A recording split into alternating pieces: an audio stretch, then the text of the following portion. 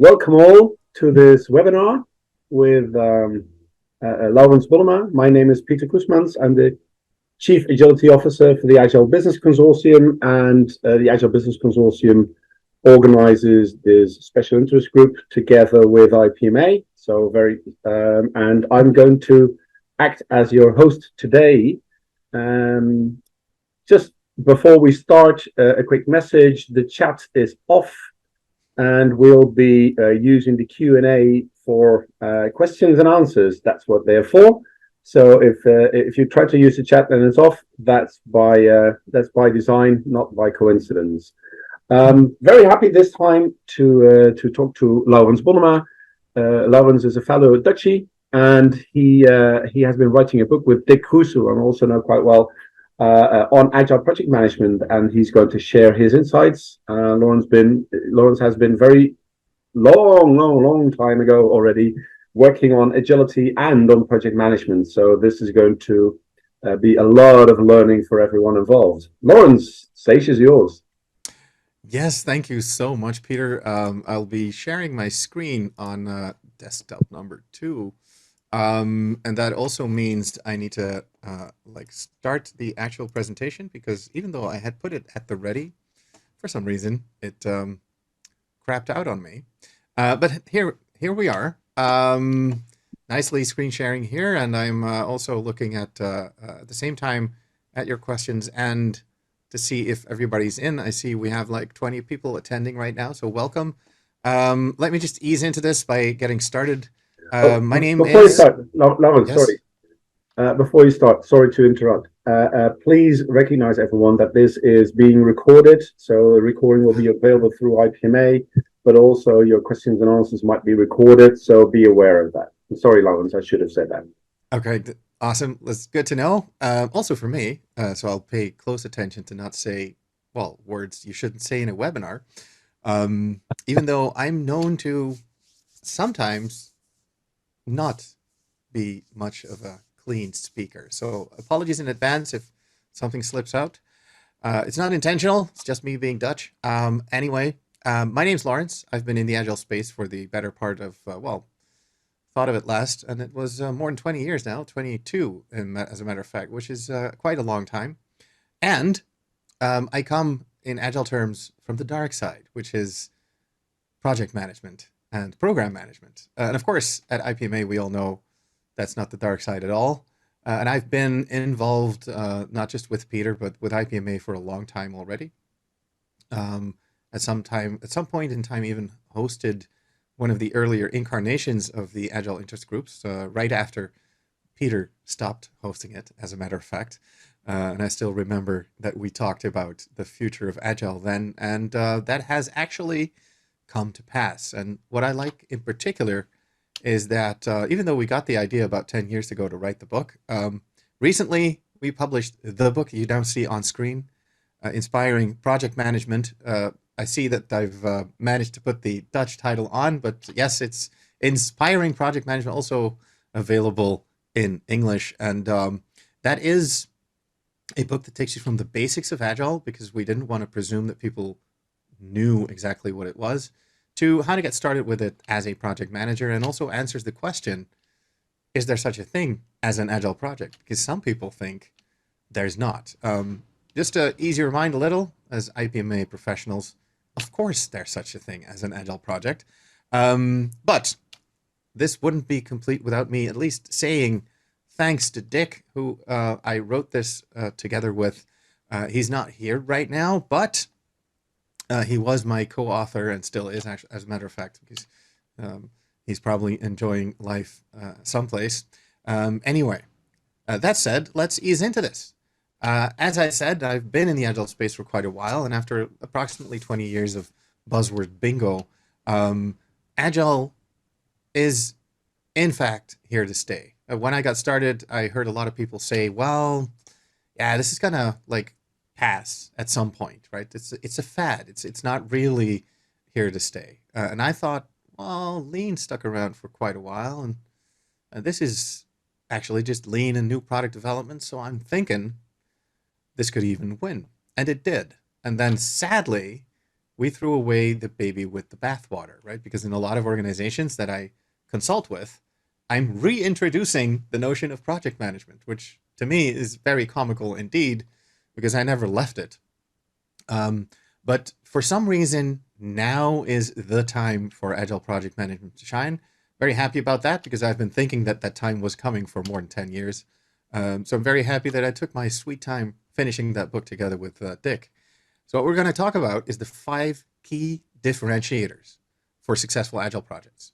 And of course, at some point, I will ask and answer the question, so what is an Agile project? Is there such a thing as an Agile project? Even though we know the answer is yes, it's still good to know why and how. But first, the key differentiators for successful Agile projects. It will not be a rocket science-y part of the presentation, even though it's meant to inspire and to maybe even ignite your enthusiasm for project management in general and Agile project management in particular.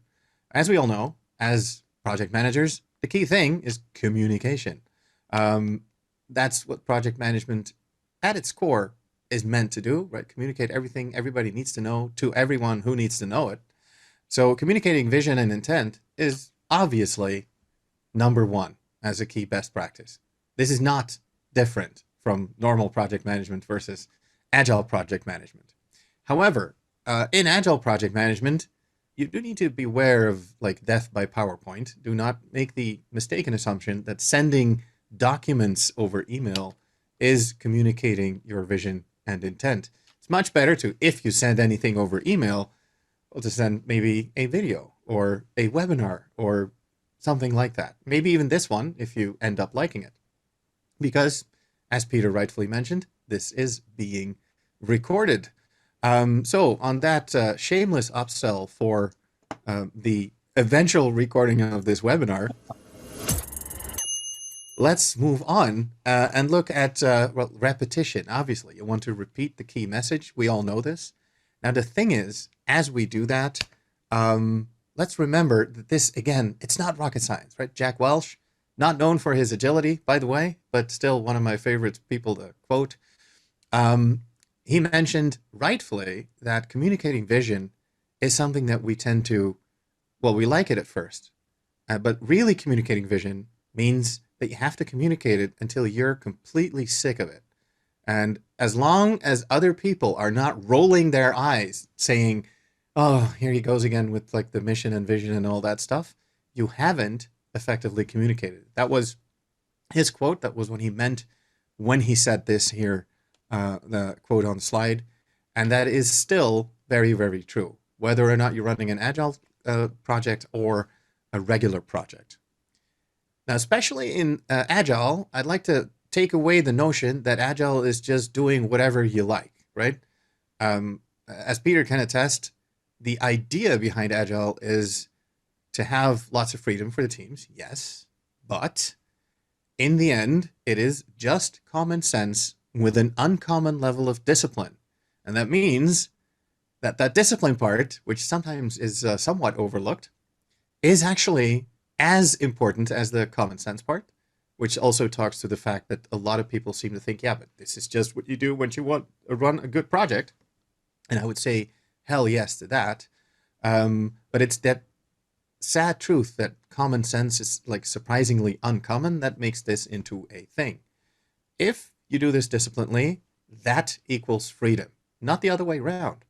So they talk to each other and they need to both be present to do Agile safely, to make it safe to try. Because as everybody knows who knows anything about Agile, all the Agile coaches, including me, because I am an Agile coach. I consider myself a Scrum Master to management teams and to projects. They will all tell you to let go, right? And then most people associate that with taking an object in their hand and then letting it go, which is, of course, if I were to actually do that, it would dump on my phone, so probably not a great idea. But you can also take an object in your hand, turn your hand around, and let go like this.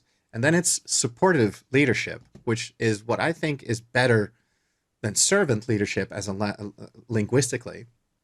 But anyway, that's how you're supposed to let go. You're supposed to support this.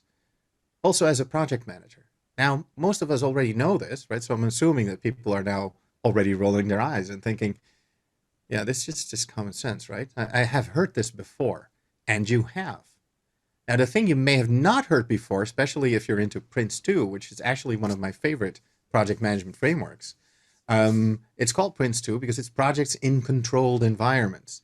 And the sad truth is that in a complex environment, you're never fully in control, which if you want to be in control, that tends to freak out people a little bit. And then before you know it, you get more and more and more effort to exert control. And I'm here to tell you that in Agile, you do not take control, you give it.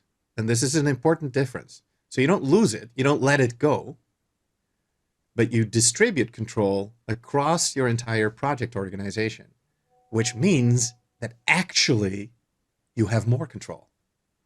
But it takes a little while to get used to that because the notion that somebody executing on something is also in control, that's actually maybe a big difference between more classical and modern project management. The key thing in giving control is you give a so-called bounded environment for action, which is complexity jargon, essentially boiling down to give people, what's it called? Like a decision-making framework, right? So this is the room that you get to make your decisions by yourself.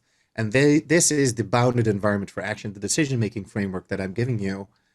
So these kinds of decisions you can take yourself. When it hits this, you need to come to me. And then when I read that, and actually also when I wrote that in the book, I thought, but wait, wasn't that the whole purpose of project management, right? Management either by exception, the exception being, if you do it right, going out of bounds, right? So we have these boundaries, and as long as we don't set them stupidly, which is maybe like within a 5% margin of error, let's say we have a 15% margin of error. If you go out of bounds, you're not allowed to take your decisions by yourself anymore. Let's come and talk first. That's what an exception was meant to be. Now, we all know this, but we also know that when, as project managers, we address this openly, that could be a career-limiting move. So more on that later. The key thing here, though, is that we take a page from systems thinking and look at this holistically. And the key thing here is you're looking to see where you're going, what the goal is, where you're at the current goal, and then look at it as a system. And that system can, and in my opinion, should include project management as a competence, but maybe in a little bit changed way. So we'll get there later. Now, Enrico also asks, there are many offshoots of Agile frameworks like Scrum, and what are my thoughts on going back to the basics fundamentals, especially for new Agile PMs? I would say it is always crucial to go back to fundamentals, and then especially to look at the Agile principles, not just the manifesto, which is 4 values, where actually, in my opinion, there's a missing value, which is experimentation over implementation, because a lot of people suffer through implemented Agile frameworks, and in my opinion, that was never the intent. The intent was, here you have 12 principles that if you make them more true, right? So they're on a scale, maybe from 1 to 5 or 1 to 10, whatever you want to score them with. That's how you determine your level of agility. And of course, Agile is never the goal, right? Don't use it as a golden hammer. Agile is a tool to get your goal. So a level of agility is what you're striving for. And that should almost never be 100% because that doesn't make sense. You also wouldn't hammer in every nail with a hammer always. Sometimes you use a different tool, especially it's a screw, then you would use a screwdriver instead of a hammer. So you don't just use one tool. Even though that may be discomfortable, right? So because I was going through some of these points, discomfort is good. And what I mean there is one of the key things that we tend to be discomfortable with is complexity, because it makes life more messy and it less dependable and less easy to predict. Now, Agile frameworks shine in a complex environment. That's what they're designed for. Conversely, if you're not in a complex environment, don't use an Agile framework, right? You can engineer your way out of that. You can plan your way out of it. That's what classical project management was for. That's where it's still the best way to go, in my opinion. However, more and more things that we do, such as, for example, software creation or other complex product development environments, they are complex, which means that you need to use a technique for short cycle steering, which is like a 50-year-old concept taken from just management, general management. That's what Agile is in the end. And you use it in that situation when you know less than you do know, so to speak. Now, that's also where it's really good to be mindful of not going over the top with the Agile framework you select. First, try like a lightweight Agile framework and see if that works. And if you're really good at doing that and you discover, I have me some scaling issues because we're doing this with 600 people, then pick one of the scaling frameworks and experiment with it. Especially, so don't just pick one of the scaling frameworks, just experiment with all of them and then use what works for you. But I'm getting ahead of myself. Let's first look at complexity again. Yes, it's uncomfortable. You're supposed to embrace that discomfort. And you can do that by just getting used to it. That's actually also part of iterative development. As every iteration goes along, that also means that you'll be discomfortable like time and time again, every iteration, as a matter of fact, with the actual progress. But now it's small pieces of discomfort. Embrace that and plan for it and respond to that plan, but also practice feeling that way. Because a lot of us hide this, hide the discomfort, feel it's not good, but it actually is. Of course, not too much, right? It has to be exactly right. But the key way to do that is to be comfortable with experiments, also with the notion of experiments, and to essentially, that missing line of the Agile Manifesto, in my opinion, again, of course, it's very opinionated of me, but to focus on, okay, so what would make it safe to try? Let's try this. Let's run a little experiment. And that includes which framework you want to choose. Try a little experiment with all of them, and then see what works best in your situation. Now, in my experience, a lot of us will then discover that a combination of, if you're doing software, extreme programming combined with Scrum and possibly Kanban is probably the best way to go. And I can assure you that in 100% of cases, it will not just be one framework. Before you know it, you tie in some project management still because you still need it. This is an IPMA webinar after all. And then you may look at Peter's old framework that he probably still loves, DSDM. What's the current name of DSDM, Peter? Well, It's been rebranded, right?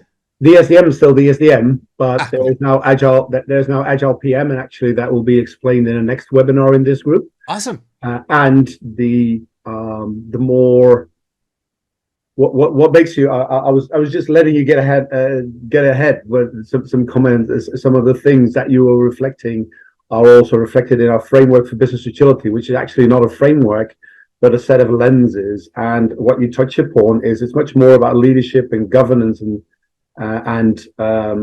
culture, and then that is put into some kind of frameworks, and what works for one does not work for the other. So that was also one of the comments that we had on the in the chat. I think that is very important. Awesome. Good to know. That I'll probably agility. sign up for that webinar. Yeah. So yeah. Because I'm actually really interested in that. Yeah. So agility is not a framework. Agility is, as you said, it's a kind of a mindset. It's much broader, and it is sort of created through methods and tools, but methods and tools are not the core of it. Yeah, exactly. And as you run experiments with all those methods and tools that you find interesting because of the problems that you're looking to solve, talking about going back to basics, right, to the question I just answered. Yeah. I would go all the way back to basics and just either go Toyota Kata or OKRs on it, or if need be, even KPIs. But anyway, look at the original lean cycle: plan, do, study, and then act. And that's what's behind the book that you see here that Larry Page, the co-founder of Google, wished he had way earlier. And this quote alone also explains the popularity of OKRs as a notion. I would definitely weave that in, but keep it simple there as well. What problem are we looking to solve? what do we currently think is solving it, and then just get after it. And there, one of the key things to be mindful of is to not let your ego get in the way of getting things done, right? So if you're the project leader or a manager who leads a lot of teams, preferably to success, the idea that you are then also the only one who can create a great plan is something we need to let go immediately. In an agile setting, and actually, in my opinion, in all settings, it always pays off to co-create plans. Now, this doesn't mean you have to spend days planning together, but at least make sure that everybody has input into the planning process so that you can then get after it together. Now, I was going through a list of numbers, and here's number 4, ambitious humility, because that letting go of your ego, that talks about this. Yes, you can be very ambitious. Yes, of course, you want your initiative to be successful. You really do get after it. You're the person who makes sure that everybody knows that this is important, and still be humble. Again, sometimes a tough nut to crack in terms of balance, but the key way to do this well, in my experience, is to invite and inspire people. And with invitation, I really mean invitation. What you're looking at here is Tony Robbins, who at the start of the pandemic hosted a 40,000 people Zoom call using special tech that he had developed by Zoom and some other companies to do like the biggest honkin' online training ever. And that inspired me to really go into online training because, well, I had to do something with my time, but also made me do more movement behind my desk than I normally do in a regular day. And that really made it click for me. If you truly inspire people, then it won't feel like you're forcing them to do anything. And I do not, you probably can see that. I'm not like a sportsman at heart. I'm more into eating. But he made me move more than I normally do. And he inspired me to do that while feeling silly about myself in front of a camera of no less, right? So 40,000 people could watch me do weird movements. And that's the type of inspirational effect that I would like you to learn. Now, one way to stay humble there is to learn in public. And what that means is you go first. If we're running an experiment with something, you're the one that goes first. So that when you inevitably fail, which you will, you can then rephrase that openly as, look at what I've learned, or look at what we are learning. And then you give a shining example of how you should look at those things. Now, I'm not saying celebrate failure, because I know that some people say that, but I find that that generally doesn't go over well with the people paying for all that learning. So it's usually better to just say what we learned from this, and then actually be truly serious about that learning. One way to get really serious about your learning is to ask for feedback. So as opposed to hoping that somebody will magically give you the feedback that you need to get better, ask for feedback. And the way that I found is most effective to ask for feedback is to ask for help, because that somehow triggers better feedback than just asking for feedback. Because if you ask for feedback and people think that you're actually a nice guy, they will give you nice feedback, which is nice, but it's pretty much useless if you want to improve. If you ask for help, though, they will almost immediately zoom in on what you're doing wrong without realizing that they're also giving you feedback. And the more publicly you do that, the better it is. And then you can thank them for making you better. And that phrase, something I take from Chris Williams from the Badass Agile podcast, he really promotes that as the better answer to thank you for the feedback, or the more common thank you for the feedback, and to actually thank people for helping you get better. Now, the key trick there is to ask for help before you need it, right? So that there's no stress about this and you can be very matter-of-factly about it, such as this here man, Steve Sims, who says he can do stuff the way he does because he just shows up as him, and he never wastes a second of time being anyone other than himself. I always include this quote in all my presentations because that's currently my ambition in life. So I'm shamelessly promoting project management, even though I am an Agile coach. And even though I know that most Agile coaches say projects should die, they do not exist, I see them all around me, and especially in big organizations. So I just disagree. Now, number 5 is to start off on the right foot. For example, with a good project bootcamp, as we describe in our book. And that 5-day project bootcamp looks something like this. But, oh, wait, before I take you through some steps in that bootcamp, because we're now approximately half an hour in, let's actually answer the key question, the elephant in the room, so to speak. Which, what are we talking about when we talk about a project, right? Because I've been saying, yes, of course there are agile projects. But we haven't really talked about the real thing. Why do most agile folk think there is not such a thing as an agile project? And that's because when all this got started, even though people know a project's unique initiative of a temporary nature with a clear objective, and there's like a distillation of 3 different definitions. And below, of course, you see very stylized the essence of Prince 2. But the key thing there being, it has a clear start and a clear end, and it's temporary. And that part's actually crucially important. So activities that cannot be carried out in line, in other words, in the regular organization, due to their nature or size, those tend to become projects. So let's say we're building a new building, and we don't need all those builders to be around all the time, so we hire some of them, but we also need people who are going to do the work to monitor if that's actually something they could do their work in. So you need some involvement of the standing organization. And for that, of course, you need to staff. Now, building projects are usually called building projects because everybody immediately understands that those are projects, right? Unique endeavors, clear beginning and end. Now, interestingly, the same thing holds true, in my opinion, for new products, product lines, complex changes, organizational transformations, because those two have a clear beginning and end, the end usually being defined as delivering it to the standing organization, including everybody you used to get it done. Now that, of course, is also not a new notion, but somehow in all the agile fury, we lost that notion, and I'm here to bring it back. Because so, in my opinion, what is an agile project? That's a project that uses an agile framework to get things done, right? So not more complicated than that. So if it's a project, a unique endeavor with a clear beginning and end, that you need to have some specific staffing for you to even get it done, and that will essentially be placed outside regular operations for the duration of the project until it delivers what it needs to deliver, then you have yourself a project. And when you execute that agilely, then it's an agile project. It's as simple as that.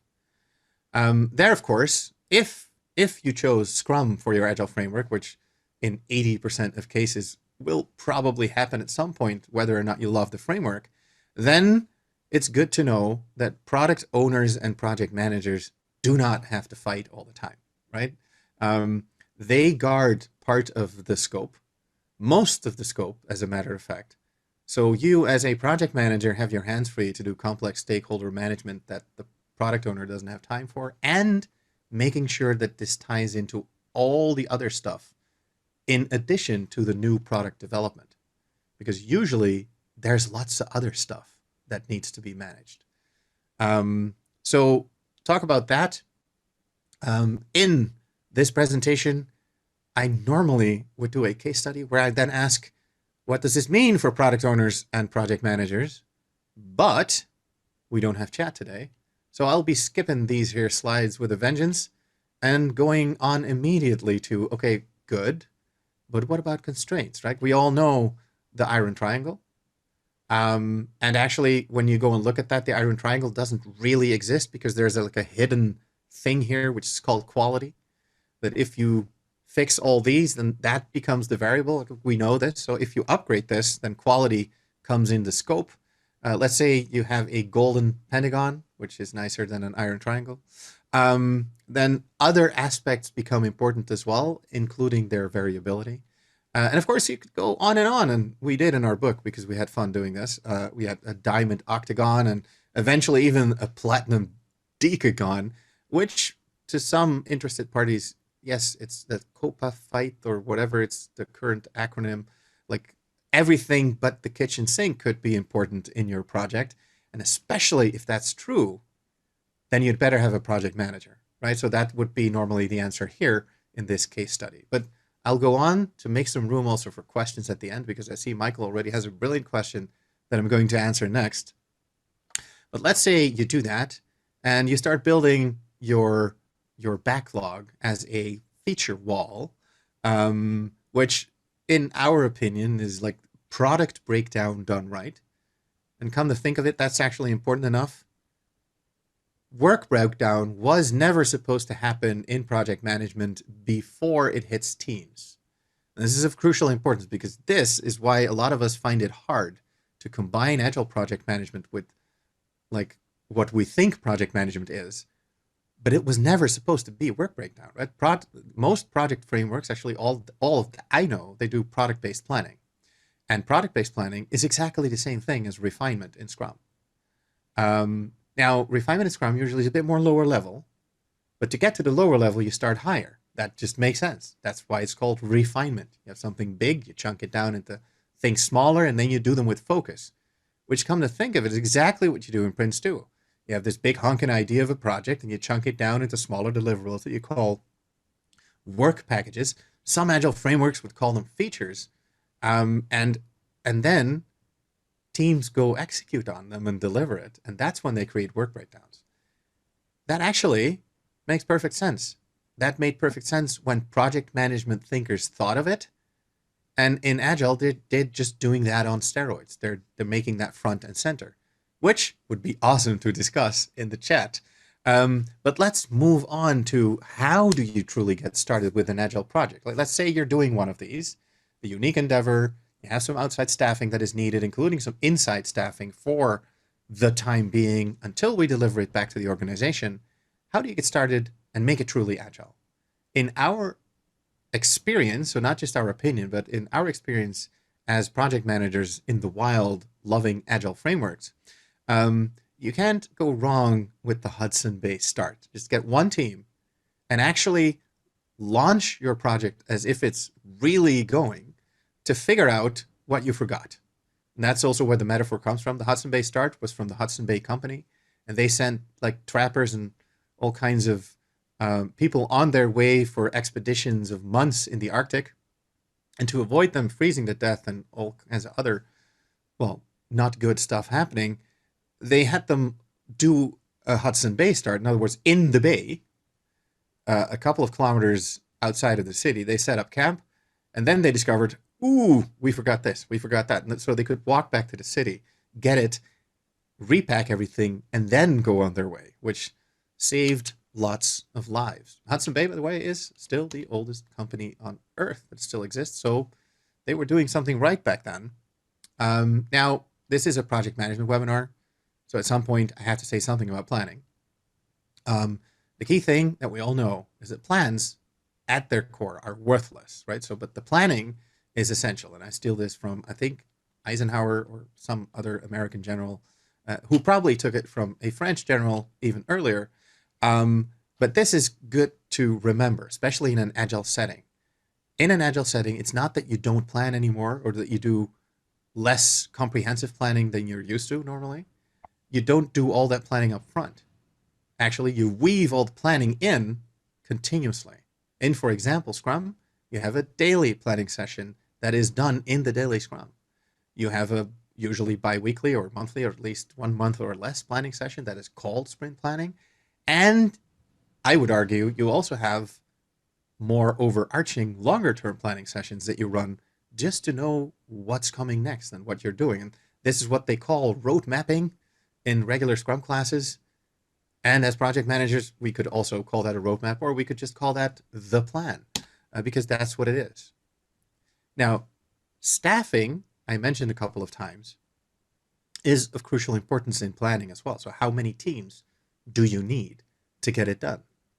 And that is actually a key question that you usually want answered before you really get started, because it's one of the key de-risking strategies, right?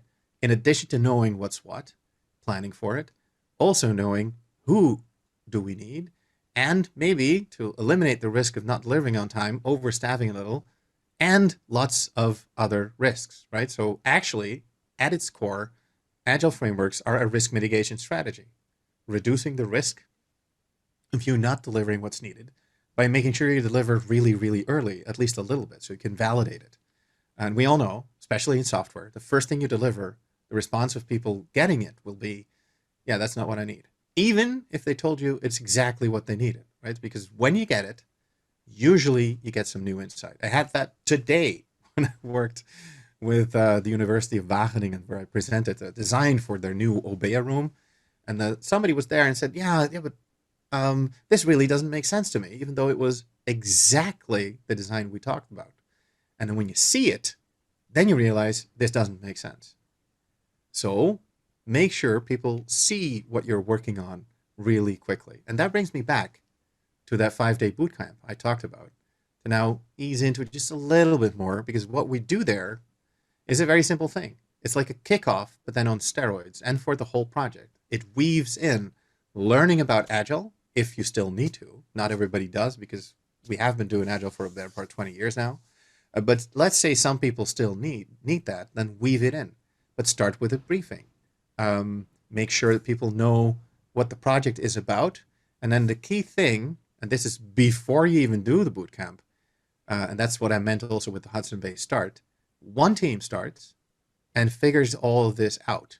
How many teams do we need, given the progress that we're making with this little chunk of backlog that was highly risky, and still meaningful enough for people to say, yeah, okay, we see your point now. Let's spin up 10 teams. And then as we spin up 10 teams to get it done, based on that first team that provided us with that insight, they will then also help host the kickoff together with project management and anybody else who is involved.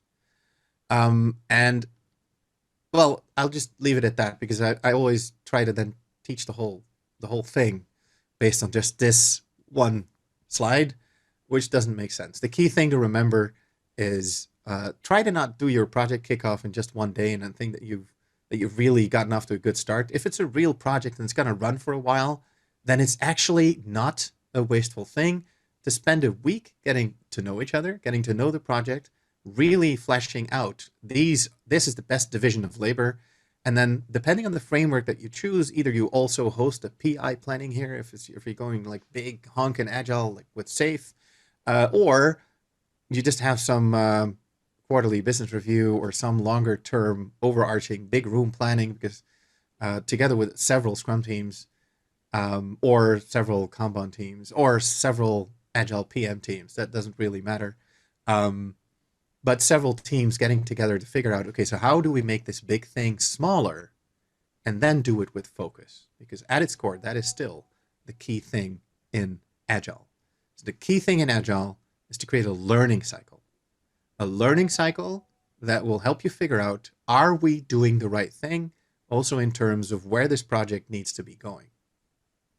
And that means that the essence here is you want to learn to be able to take action. So it's not just for the knowledge that you're learning. Talk about what we are learning. What so far was most useful to you? Because I, on purpose, made sure that we have some time to also ask and answer questions.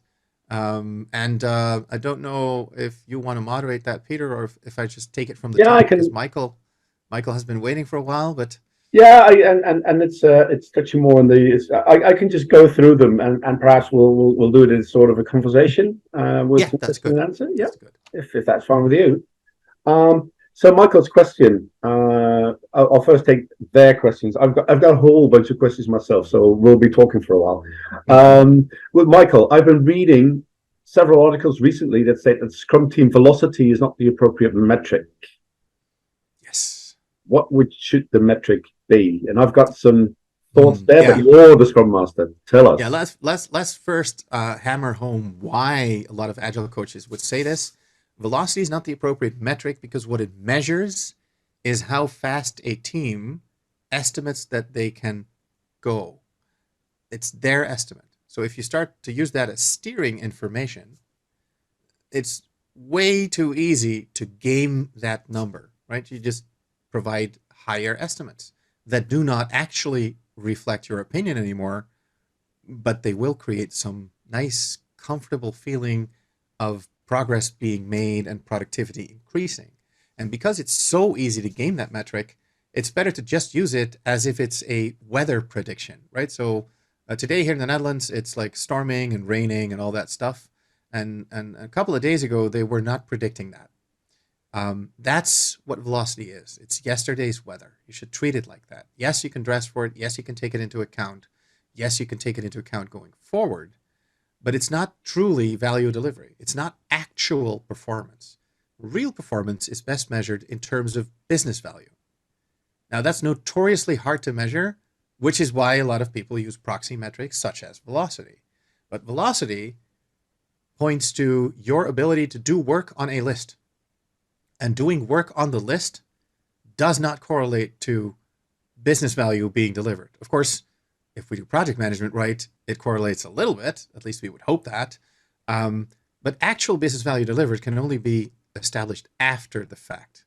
So, but there you can do a very simple trick. In the mind of the business, which are the most valuable items? So let them score that, maybe using point estimates, and then instead of story points, make them business value points.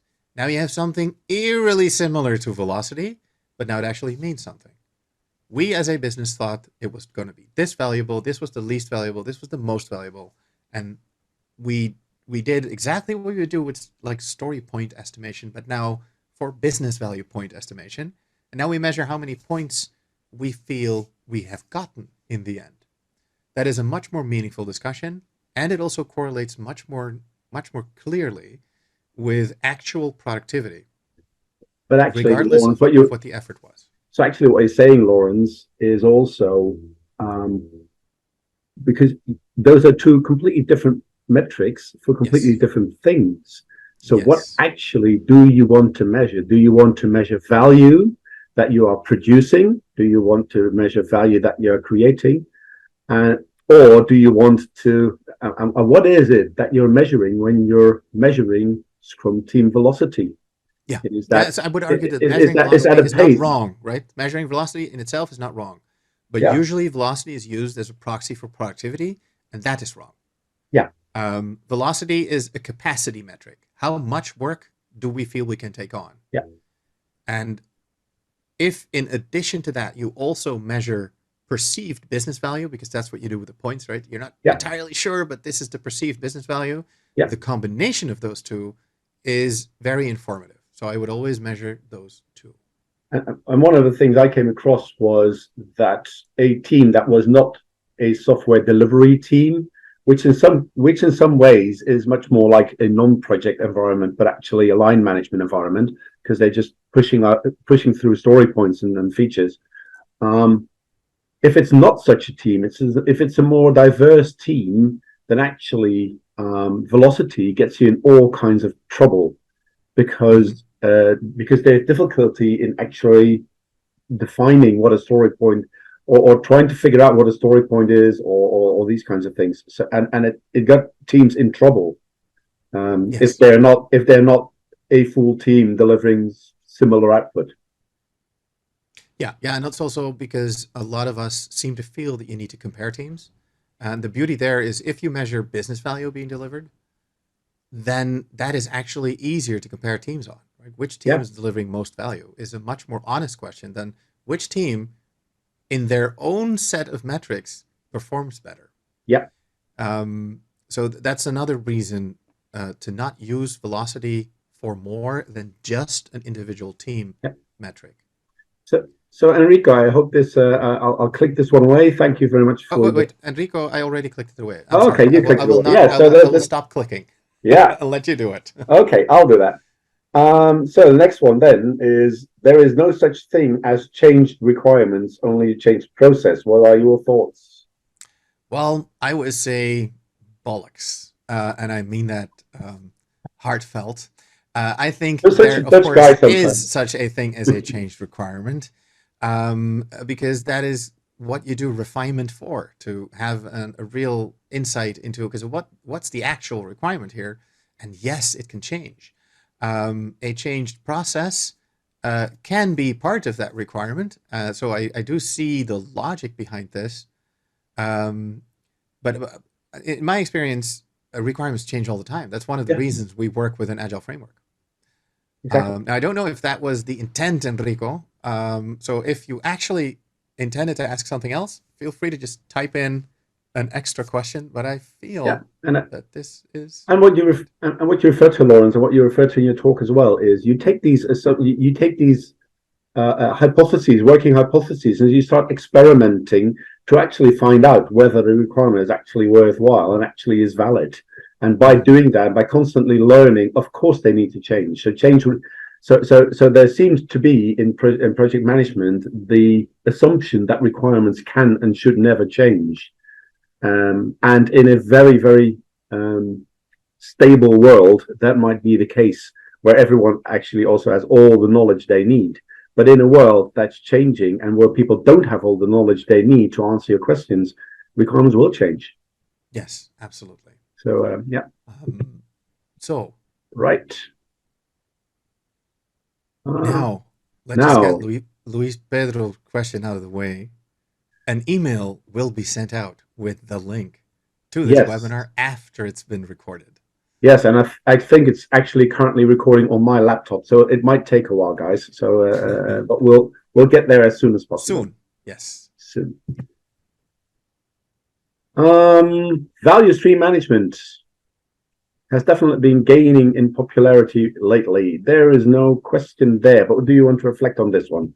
So I'll make Yeah, it. actually, because I like it as a nudge in a discussion, uh, because it's been gaining in popularity, but it's also always been there, right? Because what we now call value stream management used to be called business process analysis. And actually, before that, it used to be called value stream management because it just comes from lean as a concept. And as it turns out, it's a really valuable concept to define what are really good sets of teams or teams of teams to deliver specific types of value in organizations in both projects and just as regular um, operational work, like regular new product delivery as opposed to project based new product delivery. In both cases, decent value stream analysis can help you identify bottlenecks and optimize to create more flow in your process. And whether or not you're running a project, it's always a good idea to do that. And then to make sure you manage the value stream uh, to the best of your ability.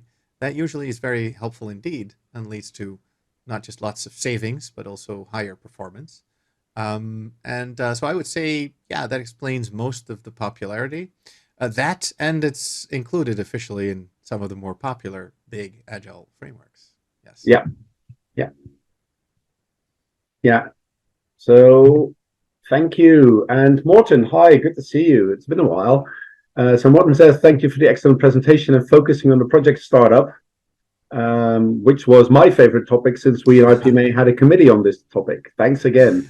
Oh, really? I didn't even know that, but thanks for Yeah, reminding me of that, Morton, because I'll definitely be looking at some of the stuff that you've created then, because it's my favorite topic as well. I really do think that, um, as the saying goes, a problem well stated is a problem half solved, and I honestly believe that a large part of the other half is starting right and taking the time to do so. And that is so important, and we sometimes just skip it out of haste. And that is actually really sad because most of the truly successful projects I've run and that I've heard about in the wild, they all, well, I wouldn't say eased into it, but they took their time really making sure it got started right. and to add to that, what I've learned over my zillion years of doing projects and programs is actually don't start. You start with something like that, or actually start before that, but you keep on doing these kinds of days off, 1 or 2 days, perhaps even. Also during the project, not only do an evaluation at the end of the project because then you've learned what you should have done, but you can learn during the project. And for example, I really like the retrospective part of Scrum in making sure that you learn along the way and improve your Mm. process constantly and take the time to just sit back, relax, redefine, replan, and actually ensure and do And some bit I about so building. like to hear you say that because, as you probably well know, but maybe not everybody knows, that retrospective part of Scrum comes from Norm Kerr's retrospective work that he developed for hardcore, classical, plan-driven projects. And Yes. that retrospective used to last a week, which is why nobody ever did it at the end of their project. But if they'd done a serious postmortem like that, I can assure you that projects following would be way better. And he lived in Portland, Oregon, and I think it is. I'm not sure if the story is completely correct, but the, the the the women who wrote the book on Agile retrospectives, Dinah Larson and Esther Derby, they lived in the same city. So I Ah, wouldn't say across the road from him, but they lived in the same city. So I'm guessing they met at some point, in a coffee and shop. and then they talk to each other. This is such a great idea. However, a week long retro that obviously nobody's going to do. Let's slice it up into short cycled stuff and weave it into the agile approaches. And I wouldn't be surprised if that is the origin story of retrospective. Yeah. And I find that such a powerful tool so to have the learning in the project or in the process if you're running a continuous if you're running with continuous teams like you're doing with safe and agile release trains. It's just so powerful to keep on updating, upgrading, ensuring, and not only trusting velocity there but actually learning. Mm-hmm. Okay, there's a nice question here from Hernan. Hi, Yeah, Hanan. Could you explain a little deeper about ask for feedback and ask for help? We're yeah. used to The ask for thing, feedback. Is one more valuable than the other? I think you explained something about that, but dig a little deeper, yeah, please. yeah. I think asking for feedback is really valuable. So one is not more valuable than the other, but what I do think is one tends to be more effective than the other.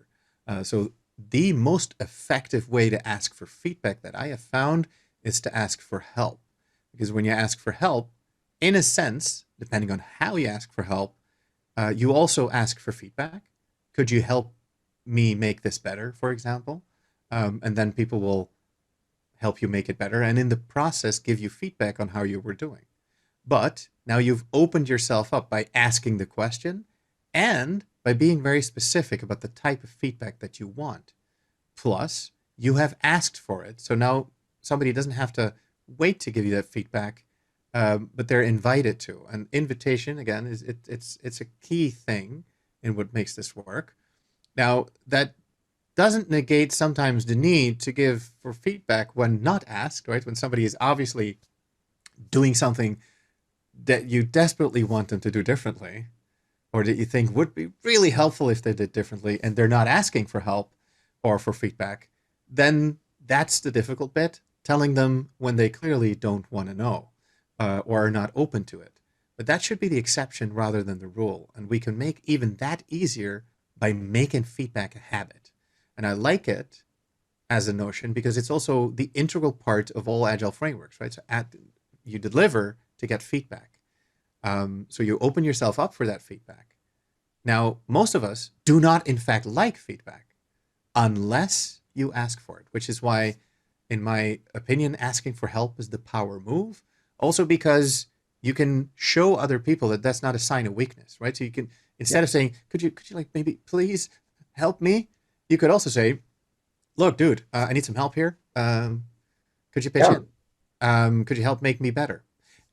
More often than not, people will immediately say yes and then give you exactly what you need. and And the more you try that, the easier it becomes. and for me, it reflects on it's about relationships, right? This is about relationships, and I've never. I mean, I've never tried even in my relationships with my wife to try and figure out to ask for feedback. Usually, you do ask for help, or you find different ways of making sure that if you drift apart a little bit, that you get back together. Which is this as well, trying to get the relationship, keep the relationship going, and learn where each of you is going and what each of you is learning, and keeping it together. You don't do that by asking, "Can I please have your feedback? What did I do right and what did I do wrong?" Usually, Mm-hmm. that's too late. That's not going to work. Awesome. Um, so insightful. I appreciate your viewpoints, Lawrence and Peter. The statement costed the statement. There was a statement that we answered earlier. So okay, Awesome. Well, it looks like we answered all the questions so far. yeah. We've got 2 minutes. I've got one more for you. Mm-hmm. And and this is an assumption I want to test with you. Because I think I've been speaking with Evan Laban, who really didn't like projects. He now does after speaking to me. One of the things we found out is that 20 years ago, especially in software, for example, when you were running a software factory, which is actually a line organization, the language being used was actually project management language. So one of the things why people said stop using the project management language for these things, because it's actually you're not running projects, because as you explained, it's not start, finish, it's just deliver, deliver, deliver, deliver, deliver. Yes, and everything you deliver every time you're delivering something new and something additional, but actually it's a delivery factory. Yeah, and feedback only when it's negative, right? Only when a Yeah, product does not meet specs will you get it back, and that's really really sad. But the way out, of course, is very easy, which is to change the metaphor. So instead of a software factory, think about it as a software studio. Um, it's still the same work being done there, but all of a sudden everybody understands that it is a creative process, and that means we're learning all the time. So instead of the factory metaphor, use a studio metaphor, and that can be a game studio or something yeah, less cool if you want to. It could also be a writer's room or something like that, so that people understand. Oh yeah, software isn't actually engineered; it is written. Now, of course, you can do this for almost anything that is essentially a creative process, right? So it doesn't have to just be software. And I think that's where we went wrong, because the factory metaphor was very popular indeed because of Lean that optimized factories. yes, So it's not weird how it came to be. It's not even an error. It's a logical next step. Like, oh, this works in factories. Let's make everything a factory. And it's same thing happened with project management. Yeah, this yeah, works to make these kinds of endeavors successful. Let's declare everything a project. yes, And that's actually what Agile rebelled against. Not everything is a project. And if it's exactly. not, you really shouldn't run it as one. However, they, of course, like everything, they overshot, right? Not everything is something you necessarily should do Agile, and not everything you can do Agile is not a project. And when it is, well, it makes sense to me to then manage it and call that Yeah, project management. yeah. Thank you very much. I see no further questions, and we're out of time. Mm-hmm. So thank you very much, Lawrence. Thank you very much for all the participants. We still have all of you available. This is your time to type in your last question, and otherwise I'm going to close down this session.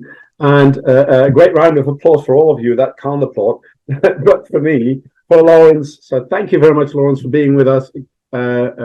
We've shared your information. If you want to look up his book, I've got it in English. It's a great book. You can learn a lot there. And don't let any other agile coach or whatever tell you that projects are no longer needed. They're still needed and in an agile environment, but you have to run differently in an agile environment. Mm-hmm. So thanks a lot. Awesome. Thanks so much. Thank you.